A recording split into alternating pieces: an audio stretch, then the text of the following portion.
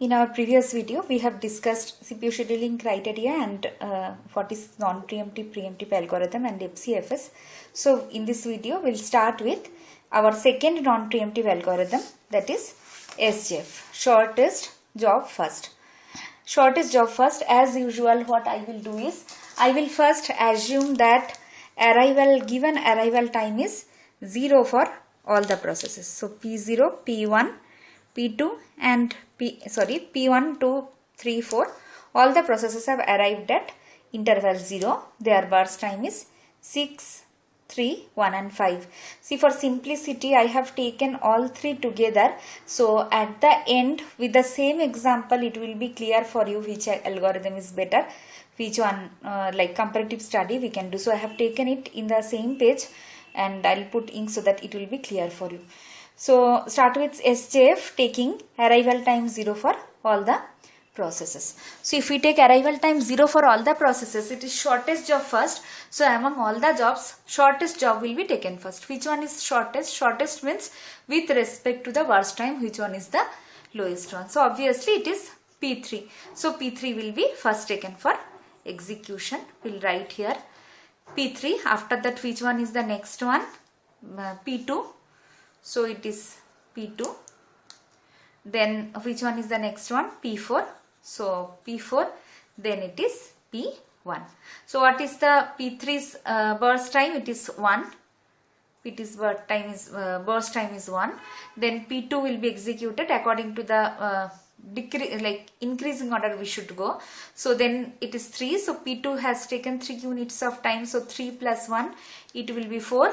And next is P4, 5. So add 5, 5 plus 4, 9 and 9 plus 6, 15. As I told you, it should, if it is 15 means it is correct. We have not done any mistake. So according to that, if we are calculating the completion time, what is the completion time for P1? Completion time for P1 is 15. Completion time for P2 is 4. Completion time for P3 is 1.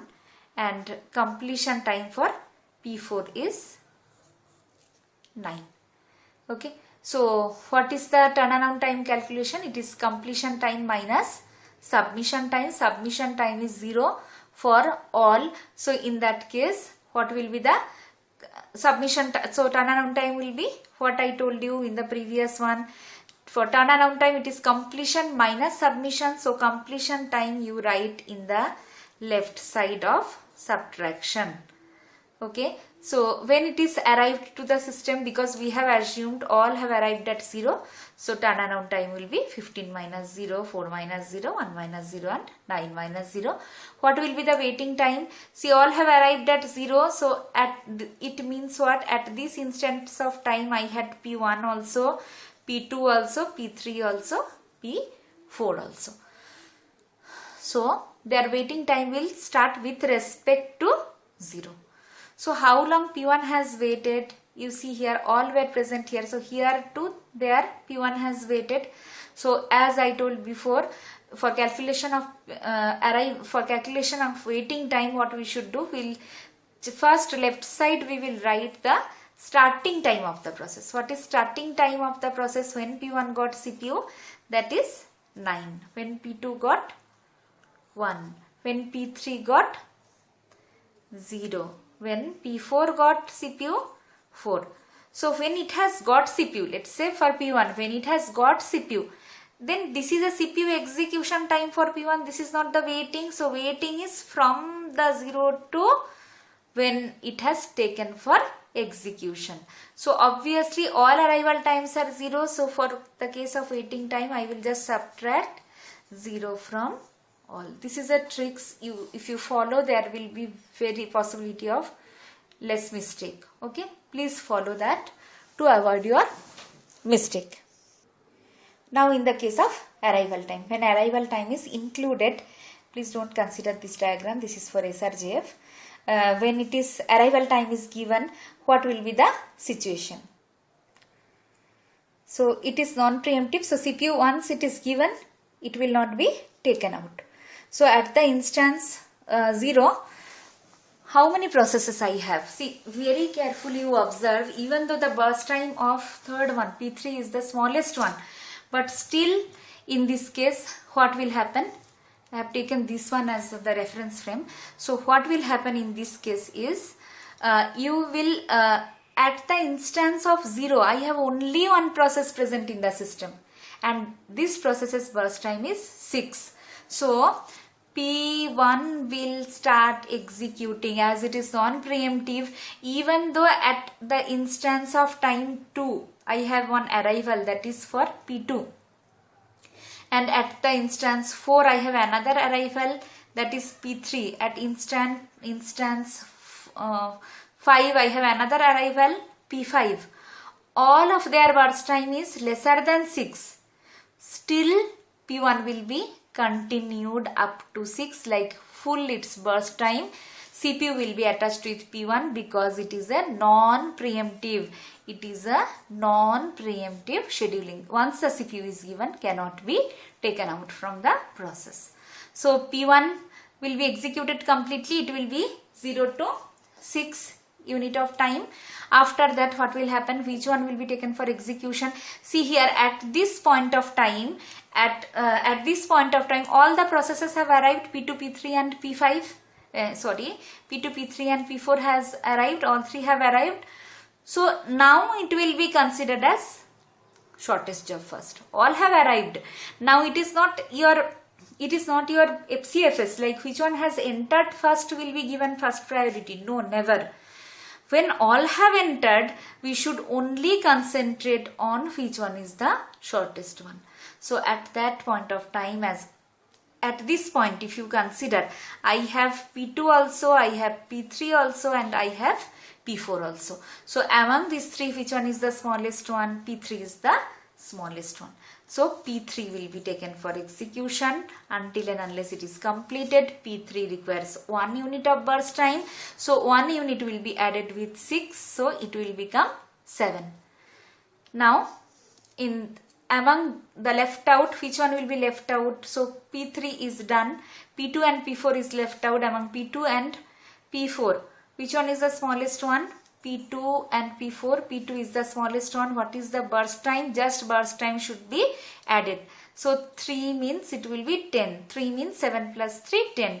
Now left out is P4. So P4 is 5 burst time for P4. 5 should be added and it will be finally 15. Please don't confuse with arrival time. Arrival time has value for checking which are with the process present at that moment. Nowhere it is getting added here. What is getting added is burst time, because this is the running state of the process when process is attached with CPU. So in our next video, we will consider SRJF, that is shortest remainder job first. Yeah, but before that we should go for the calculation of completion time, turnaround time, waiting time, all those things with respect to non-preemptive SJF. Okay, so what will be the completion time? First we'll check. P1 completion time is 6, P2's completion time is 10, P3 is 7 and P4 is 15. What is turnaround time for P1? Turnaround time means what I told you, completion time. Please copy first. Okay, give minus sign and check the arrival time, because see, it has P1 has arrived at 0, so it should be 0, but P2 is not arrived at 2, so its arrival time 2. Completion time is its turnaround time. Completion minus submission. So here I wrote arrival time is submission time. So 10 minus 2. Here it is when it is arrived 4, and when it is completed, so 7. So 7 minus 4, and here when it is arrived 15. So 15 5. So 15 minus 5. So this is 6, 8, 3 and 10. What about waiting time in this case? Waiting time for this is, see here for P1, P1, consider this diagram. for P1 what happened? Okay, I will put it in ink. You can see here. So what is the waiting time? Waiting time is turnaround time we should calculate, and from that we need to subtract the total turnaround time is completion minus submission time. So completion to submission, when it has not worked, it has waited.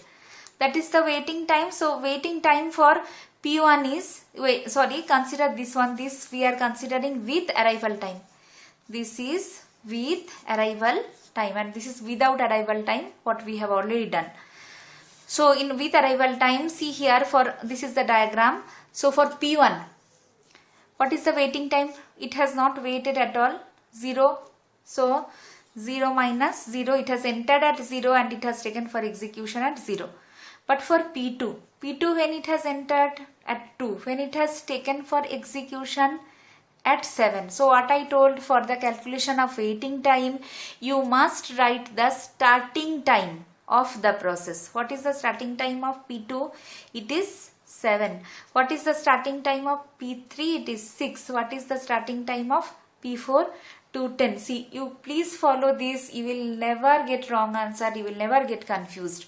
Now you subtract arrival time. So 7 minus, when it has entered, arrival time is here only 2. Arrival time is here only 4. Arrival time is here only. So it is 5. Okay.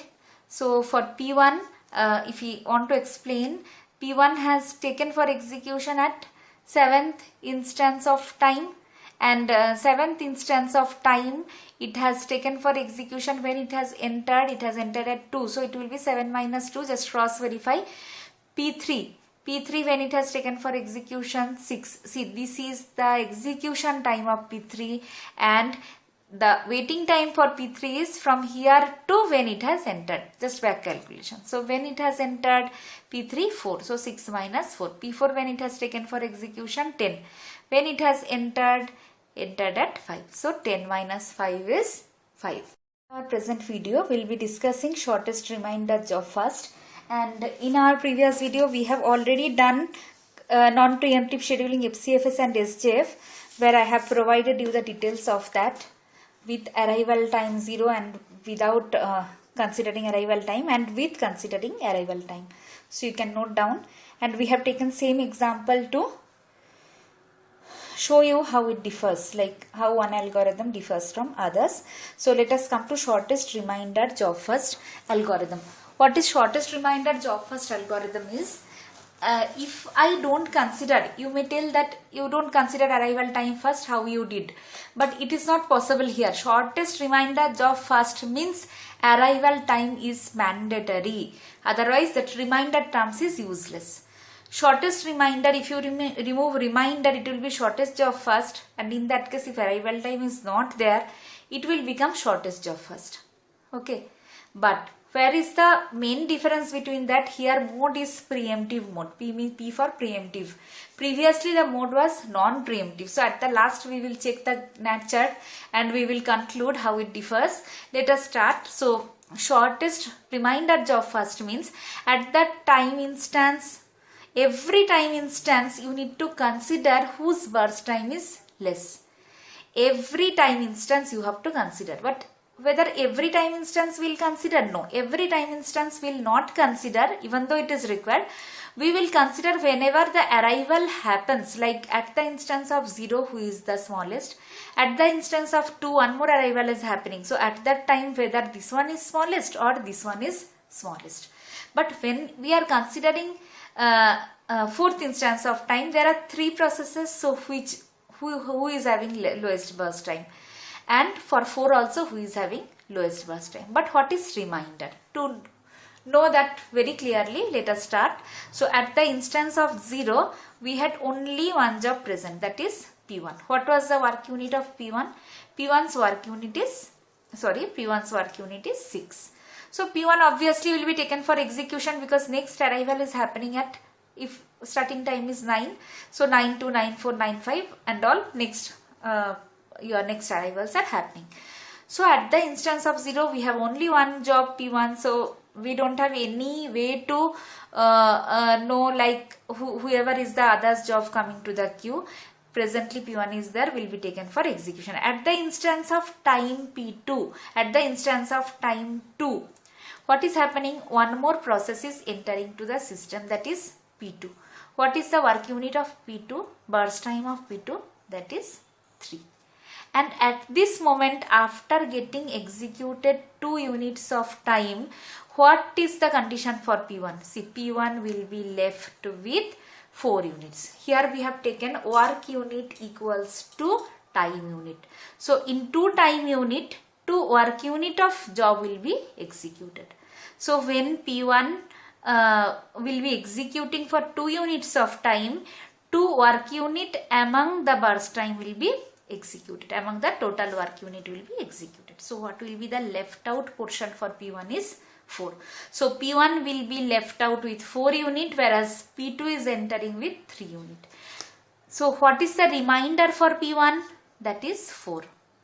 And at that moment, what about P2? P2 is having 3 work units. So remainder of P1 and P2's whole job, because it is not yet executed, started executing, should be compared. That is why the term shortest remainder job first is used. So which one is the shortest at second instance of time among P1 and P2?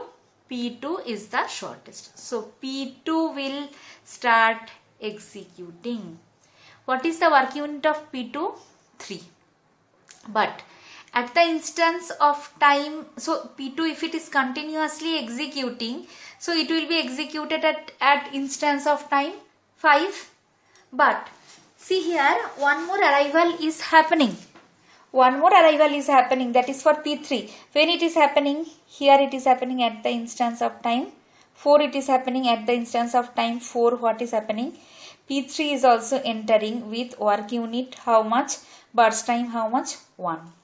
Let us consider the situation. See, at the instance of time 4, P1 is still same, that is left out with 4th work unit. P2 has executed 2 unit from 2 to 4 work unit proportional to time unit. So for P2, how much is left out? 1. So at this situation, what is the condition of P1? P1 is with 4. What is the condition of P2? P2 is left out with 1 unit. Left out with 1 unit, because from 2 to 4 it has executed 2 units. So 1 is left out. What about P3? P3 is entering at this moment of time with 1 work unit. So comparison will be made by 1, 4 and 1. Which one is smallest? These two are equal. Now what will be the decision? Decision will be taken from FCFS. Which one has entered between P1 and P2? P2 has entered first, so P2 will be continued. P2 will be continued. One very important thing we need to tell, that it is also a reason that this has entered first, but another reason to save a context switch time. What is context switching? Context switching means when the CPU is leaving P1, context switching mainly comes into picture when we consider the mode preemptive scheduling. See, P1 is not done, it is partially done. So P1, up to how much P1 is done, that should be saved. That context should be saved somewhere. Okay. And again when P1 will get CPU, P1 is not completely executed. So again we need to give P1, CPU should be again given to P1 to finish that remaining 4 work units. So at that time, that 4 work unit, pending work unit should start after 2 done unit. So again that state, previously what state is done, that should be loaded, and that it will be, CPU will continue after 2 work unit. It will not start from the beginning. Let's say in a process you have 3 part, addition, subtraction and division. Both are taking 2 to 2 burst time. So for P1, first one addition is done. So how long is done, that context should be saved. And next time when again it will resume execution, it will start from the subtraction. So the starting state should be reloaded to the register program counter and it will be continued. So actually when the saving happens and the loading happens in register, like previous state of the process should be saved and new state of the process should be loaded. Okay, this time is called context switching time. In context switching time, CPU actually doesn't do any work. This is a waste of time for CPU. So more and more context switching happens means more and more time will be wasted. So context switching is pure overhead for the system because during context switching CPU does not work. CPU sits idle. So we can say here if the context switching time we are taking as let's say 1 nanosecond. So 1 nanosecond is wasted here because we need to save the state of P1 and we need to load the state of P2. And here also again you see, if instead of continuous execution, if we would have saved P2 state and later we should have resumed execution of P2, then one more context switching we would have lost. But here we have actually not lost any time for context switching because P2 will be continuing execution. So no loss of time for context switching. Here P2 has continuously executed and it has ended at 5. I might have given more space for 5 to make the thing understand. Later I need to sacrifice the space and we need to do. So 0 to 5, what is the state now? Now P2 at this moment of time, P2 will be done. P2 will be done. So at the 5 instance of time, what is the scenario now? P1 is left out with 4 unit. P2 is done and P3 is also entered and it has 1 work unit. And you see at 5th instance of time P4 also is entered to the system and its work unit is 5. One more very important thing is when all have arrived, just consider SJF. Now no question of reminder because all the jobs have arrived. So at the present moment, which one is the shortest one? At the next instant of time also that will be the shortest one because it will be, some portion of this will be executed. So now if it is smallest, after some time also it will be only smallest. Okay, so P2 is done. No need to consider P2. So P3 will start execution. P3 will be only 1 burst time. So it will be 6. It will be 6 when P3 will execute. So P3 is done. Which one is left out? P4 and P5 is left out. Which one is having the lowest work unit? Lowest work unit is P1. So 6 plus 4, 10. Then at last P4 will be taken for execution. 5 work unit. So it will be done. Okay. So hopefully the NAT chart you have understood. So now we will remove all such things to avoid confusion. I will repeat once. P1 has taken for execution. Then at the instance of time P2 has entered and at that moment of time left out of P1 will be considered with entered jobs work unit because in between these two, this one was smallest, so P2 has taken for execution, and the similar way it will be continued. When we don't need to check continuously until and unless I have arrival of process, at that instance of time I must be checking whether the arrived job work unit is lesser than or greater than the continuing jobs work unit. Okay. So let us calculate the necessary things what has to be calculated. Completion time, blindly see the last point where P1 has executed. When it is 10. Okay. Similarly, blindly consider for P2 it is 5.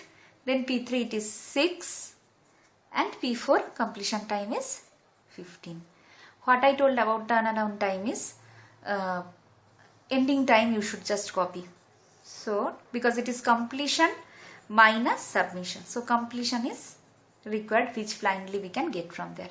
Now the question of submission. When P1 has submitted at the instance of time 0. Just subtract arrival time. Submission time for P2 is 2. Submission time for P3 is 4. Submission time for P4 is 5. Okay. So your turnaround is done.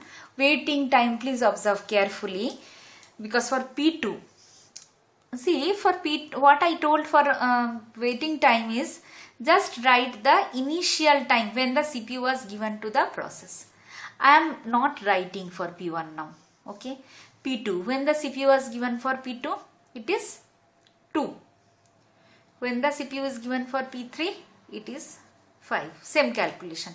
For P4, when it is given, it is 10. Give subtraction sign.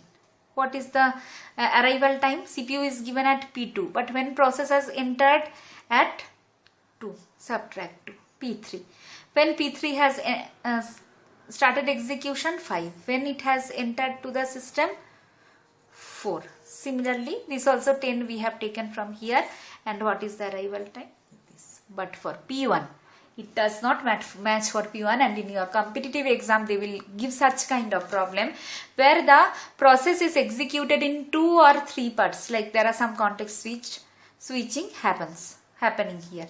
Okay, so context switching is happening here in the sense, see, when it is a transition between P2 to P3, P2 has completed, so no need to save the state of P2, start with P3. Okay, but when is the context switching mainly is a overhead for the system, P1 has not executed, it is partially executed. So when you have to resume execution of P1 once again, you need to start after the point where up to which P1 is done. Okay, so that is the main point. So P1, you can see it has executed in 2 parts, not continuously. Here it is this much, here it is this much. Turnaround time is not a problem for that because it is a submission to completion. Let it be executed in 10 parts, 10 times. No, does not matter. But waiting time matters. Okay. If the processes are executed multiple times by CPU, waiting time is the only factor which will change. See here, for the first time of execution of P1, it has entered at instance of time P0. And it has taken for execution. So for first time execution, it has not waited. So it will be 0 minus 0, starting time minus arrival time. But again when it has taken for execution at 6. So we will add, so waiting time, now you are remembering it is sum of the time process spends in waiting queue. Here P1 has not spent time for waiting queue. But from, this is P1's execution, but from here to here P1 has not executed. Again from here to there P1 has executed. So from here to here it is a execution, it is a waiting time for P1. So what is that time? When for the last time P1, second time P1 took CPU at 6. And from when it is waiting from 2. So it will be in 2 steps, 0 minus 0 for the first time execution, and for the second time it is 6 minus 2. See, this is the execution time for P1.